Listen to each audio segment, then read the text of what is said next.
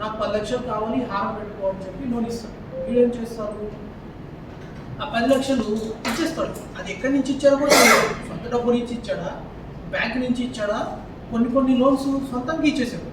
మీరు 10 లక్షలు లోన్ అడిగారు, కానీ మీరు పెట్టే బంగారం విలువ 20 లక్షలు ఉండొచ్చు, కొన్నిసార్లు 30 లక్షలు ఉండొచ్చు. ఆ చీటీ మీద రాసేసి అవును నీకు 10 లక్షలు లోన్ ఇచ్చేస్తున్నాను అని ఈయనే సంతకం పెట్టేసి నీ వస్తువు మా దగ్గర ఉందని సంతకం ఇచ్చేశాడు. కానీ బ్యాంకులో లోనే లేదు. అలా ఒక మోసం చేశాడు. ఇంకొక మోసం ఎలా చేశారు, ఎవరైనా ఒక 10 లక్షలు లోన్ ఇంతకుముందు తీసుకొని ఉంటారు, దానిలో వాళ్ళు ఒక 20 లక్షలు విలువైన బంగారం పెట్టుకుంటారు. బంగారం రేట్ చాలా పెరిగింది. ఆ లోన్ ఇతనే ఆటో రెన్యువల్ చేశాడు. ఇంతకుముందు పెట్టిన ఒక స్లిప్ ఇస్తారు, అప్రైజల్ స్లిప్, మన లోన్కి అక్నాలజ్మెంట్.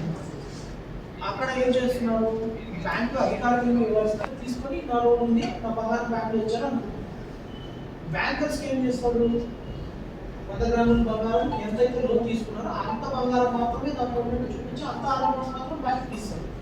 సో బ్యాంకులో ఆడిట్ చేసినప్పుడు వాళ్ళ అప్రైజల్ స్లిప్కి వాళ్ళ దగ్గర ఎంత అమౌంట్ ఉందో సరిపోతుంది, అనుమానం రాదు. ఇది ఒక పెద్ద ఏమో చేశారు.